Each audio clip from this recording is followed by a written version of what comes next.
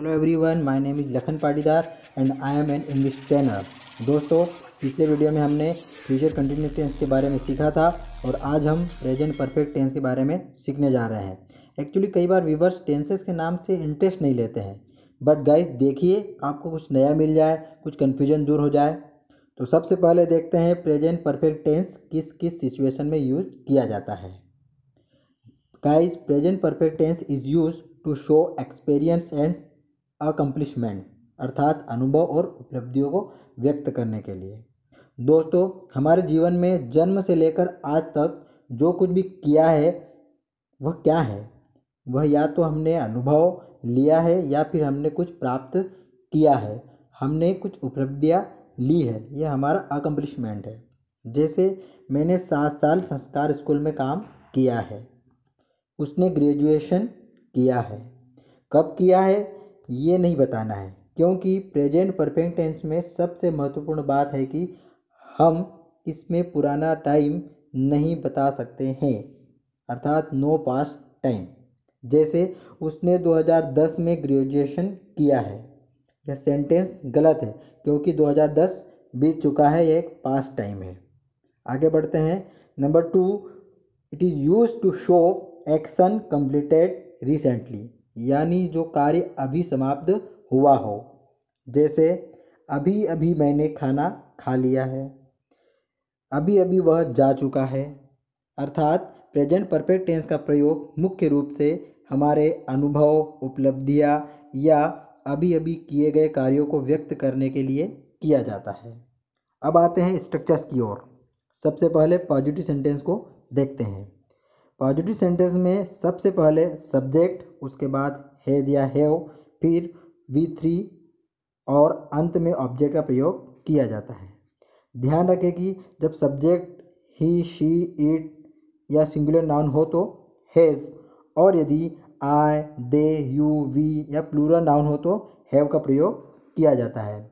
जैसे मैंने अपने कपड़े धो लिए हैं, I have washed my clothes.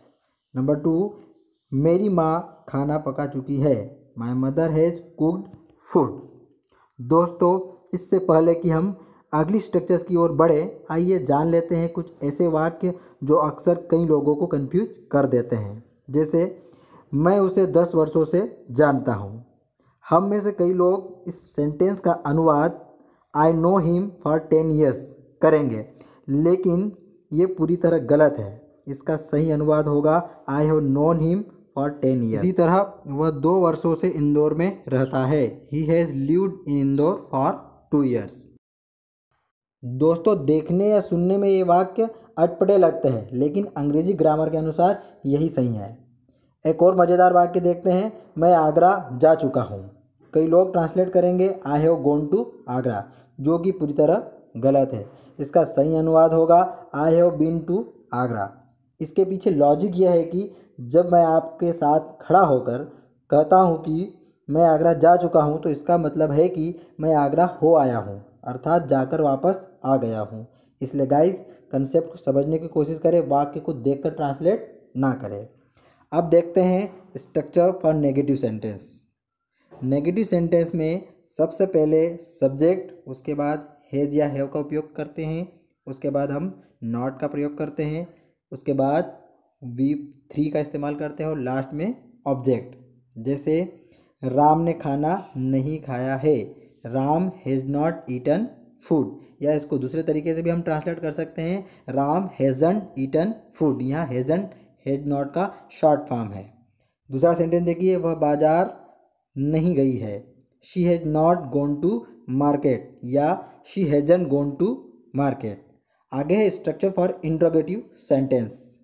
दोस्तों, क्वेश्चन यदि WH टाइप हो तो शुरुआत WH वर्ड से करेंगे, और यदि यस नो टाइप है तो शुरुआत हैज़ या हैव से करते हैं।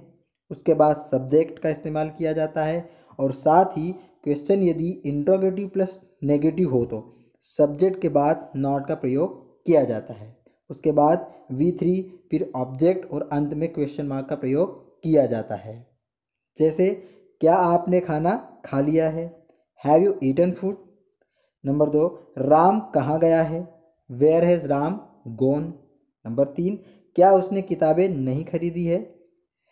Has he not bought books या हैज़न्ट ही बॉट बुक्स?